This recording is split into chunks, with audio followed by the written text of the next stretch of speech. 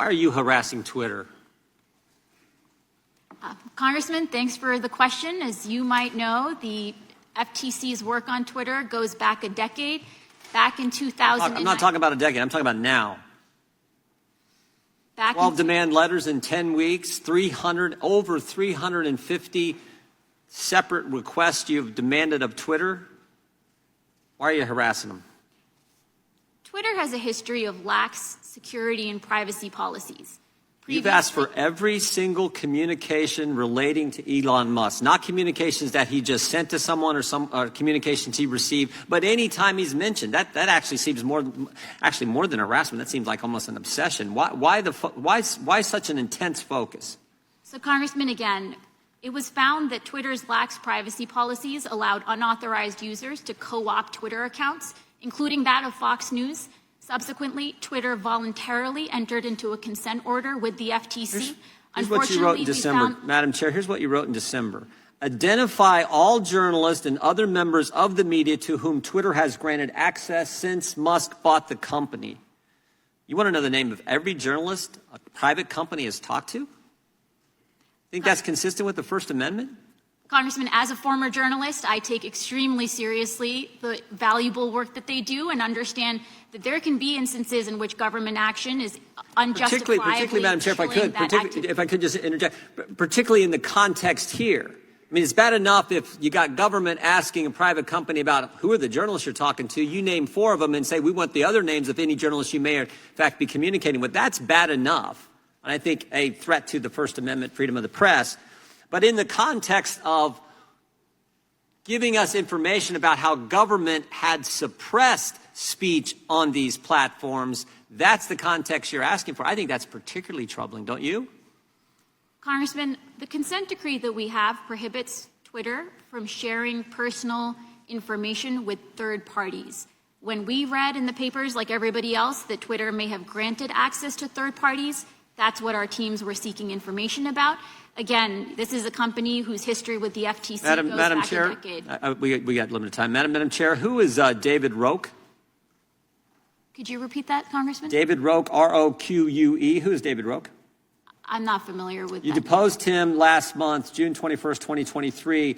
David Roque is the independent partner for Ernst & Young's independent assessment of Twitter's program. That's part of this consent decree. Do you know what Mr. Roque said in that deposition? I'm not aware.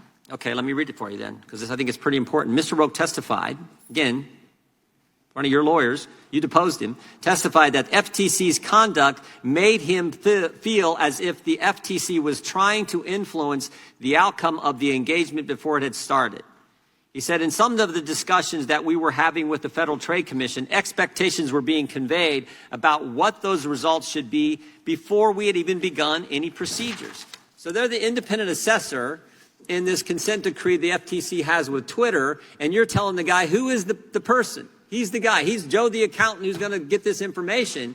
You're telling him, you're putting your finger on the scale, telling him what you want the outcome to be, and he's supposed to be the independent fact finder. Why are you doing that? Congressman, I'm not familiar with those. Because it was just filed today, but we are. This is filed in court today, and this is your deposition.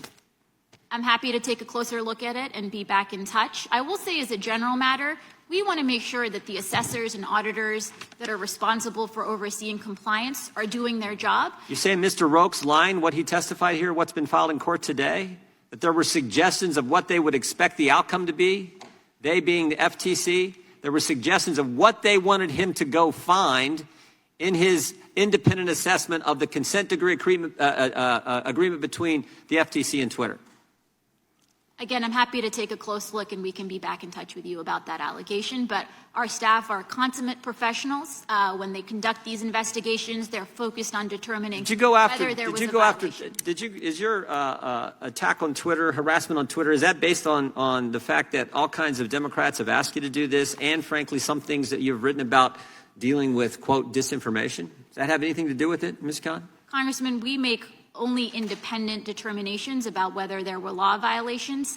The statement from Chairman Nadler, the statements from the letter, the press release and the letter from 7 Democrat senators that had no impact on it, that's not why you're doing it? Absolutely not. We look very closely at the specific matter at hand. Again, 12 demand letters in 10 weeks telling the independent assessor, hey, put your finger on the scale. This is the results we want. That's not harassment, and it had nothing to do with the fact that every Democrat in this town seemed to be telling you to go after Twitter. Our focus is on protecting people's privacy and security. Twitter has sensitive data on 150 million Americans, including private messages. We need to make sure, especially given its history going all the way back to 2010, we're doing everything to make sure Twitter is complying with the order. That's fine. Don't put your finger on the scale, and don't attack the First Amendment and the rights of journalists.